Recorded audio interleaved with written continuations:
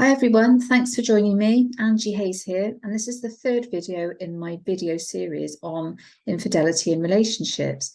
And today this video is aimed at anyone out there who may be involved in more than one relationship, and especially for those of you who may not feel particularly proud of that fact and comfortable with it.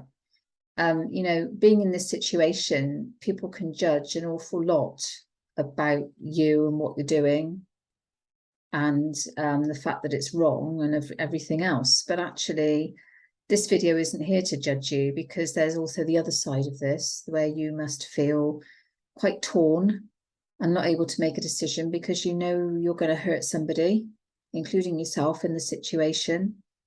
And you may feel very confused. So I'm hoping this video will shed some light on a different way of thinking about it. Because that's what I like to do with my videos. I just like to put out there a different perspective if I can. Just a warning though, before I go into the depth of the video, that there are some truth bombs in here. And not necessarily going to be what you want to hear, but I think you need to hear it. That comes from a place of love and caring, not a place of judgment. But I just think if you're going to really take on board some helpful suggestions, we need to get into the land of the truth and the adult world in order to deal with this effectively for you, to give you that different perspective. So I make no apologies for that. You may be one of those people that's watching this and maybe you're not bothered about the fact you're in different relationships and that you think that's okay. You're an adult, you're all adults. That's okay as long as everyone else knows and is on the same page as you. But if they're not, then that's a different matter, isn't it? So stay tuned. You might learn something, but if you feel that you're old enough and ugly enough to deal with your own shizzle if it crops up and your partner finds out, then you may want to switch off now, because the one final thing I'll say to you guys before you go is that you don't know how your partner's going to react. They might just take all the control away from you. They may just decide that was enough and they didn't want you anymore, and you weren't expecting that. So just be aware of that. You know, I believe in choice and I believe in free will. As long as we should be able to do more or less what we want within reason, as long as we're not hurting other people. But when your choices start impacting other people's lives, that makes a hell of a difference, doesn't it? So first truth bomb.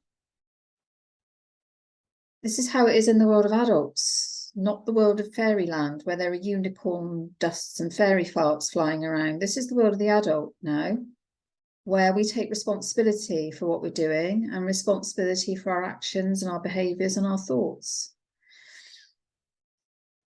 You know, the reasons we get into this kind of pickle can be highly complex. And I want to share with you some of my insights to give you a different perspective on maybe why we've landed here. Yeah. But I want to reassure you before I do that you do have the courage to make changes. You have the courage and the wisdom to make better choices for yourself going forward. So let's launch into it then. Have you ever taken the time out to get really clear about what you need and want from a relationship? Do you want commitment? You're in it for the long haul, or do you just want a bit of fun? If you just want a bit of fun, that's fine. As I said earlier, as long as everyone's on the same page and everyone knows they're just getting fun and that they just want fun too. And are you happy with that? Are you happy with the other person making it, or the other people making emotional and sexual commitments around others as well as you? Because it can't be one way. Yeah? Or do you want the long haul? Do you want lasting happiness with another person? If you do, then maybe it's time to start standing back a minute and thinking a little bit about the qualities and characteristics of that person. What type of person are they? How do they treat you? What do you need and want in a person? What do they like? What do they dislike? How do they treat you? What values are important to them? Is trust important? Integrity? Respect, all of those things. What is important to you in a partner? Because if you're not getting them from your committed partner, then you're going to stray, aren't you, as a way of dealing with it, potentially. And also thinking about that future life you want to live with this person, and what version of you want to be in this life. Do you want to be somebody who always deals with their feelings in this way? Or do you want to be dealing with them in a more adult way, in a more appropriate way that brings you fulfillment and happiness? So it's worth taking a bit of time out to just think about that, and think about the type of person, the type of life, the type of future that you really want. Because it may just give you a little bit of insight into whether either of these people are actually the complete package, and whether they both need to go, and you need to be working on and putting that focus into you and becoming the best version of you, so you go into a relationship that's right for you. So have you ever been in love? Point number 2, second thing to think about. And you might say, I don't know, or I don't know what love is. But believe me, if you've been in love, however misguided it were, you would know that you were in love. And one of the most important aspects of that is that another person's needs are equally as important as your own. Their happiness is equally as important as yours. Not more important than, but equally. So another truth bomb coming up here then. At the moment, it's all about you, isn't it?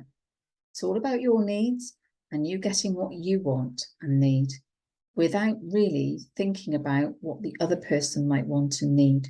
You might think you're supplying that just by your presence, but if your focus is somewhere else, your presence may not be enough.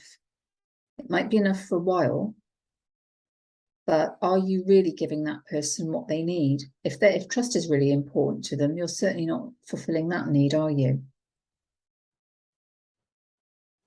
And I just ask you, thirdly, to think about your parents and what sort of relationship they had, because, you know, we learn a scary amount of stuff from our parents.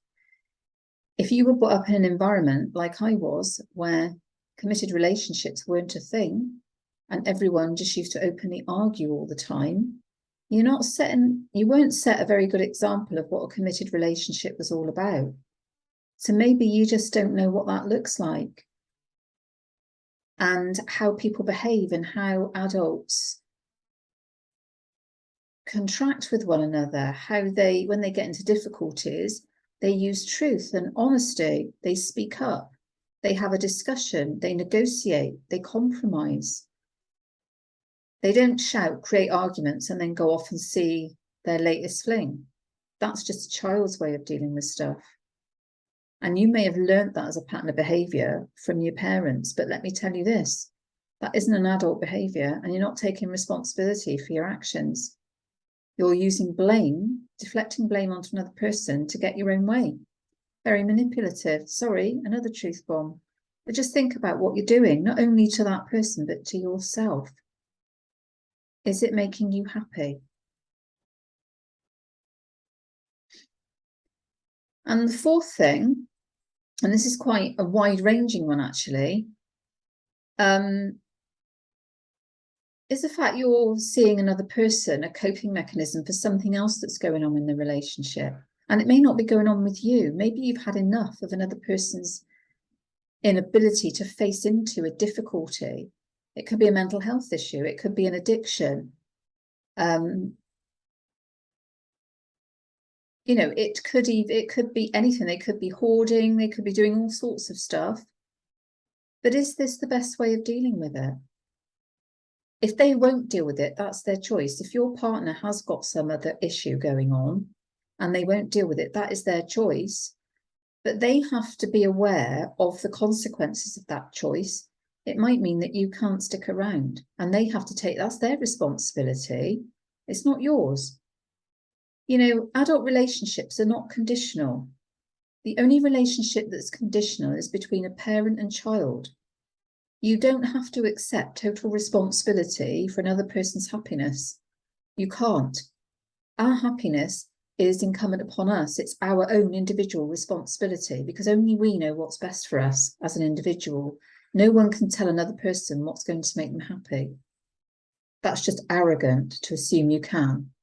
So it is not your responsibility to sort that person out. They need to be in a place where they want to. And if they'd rather stay in the place they are, than be in a happy relationship with you, but expect you to just endure that. That's not fair. But I would ask you, are you dealing with this in the best way? Is this the best choice you could have made in handling it?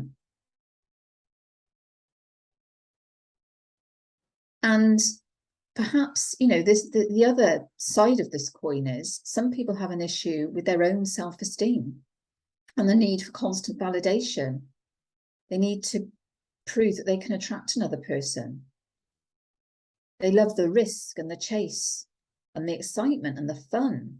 It's compelling at the time, but when does it stop becoming attractive? When does it stop being fun? Yeah. So the question here is, where does the healing need to take place then? Because when the fun's gone and you're left not feeling fulfilled and satisfied, what next? Truth bomb. You're distracting from facing into the issue. You're not taking responsibility, my little darlings. And this isn't a judgment. I'm just telling it as it is. You're not. And maybe you don't feel ready to. But what I will say is, no one's holding a gun to your head. This is your choice. You're choosing this option. You're choosing this path. And you're choosing to do this to yourself. Are you making the best choice for yourself to have a happy and fulfilling life with a compelling future? Are you really? I always say to everyone who is in difficulty, I say this phrase often, that life doesn't come with a handbook and we're going to make mistakes. The important thing is that we forgive ourselves and we learn from those mistakes. But nothing is going to change until you find the courage within yourself to make that first step. Whether that's to seek help before you make a decision, whatever that is, you need to find the courage to make the first step to say enough is enough. I don't want to be in this situation anymore, and it's time to do something about it.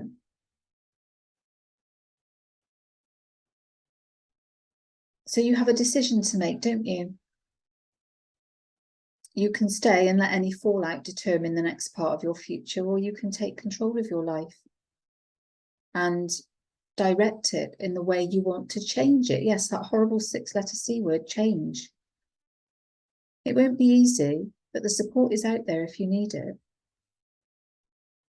doesn't have to be me. It could be anyone who knows and trusts and loves you, who won't judge you, that can help you work things out in the right way for you.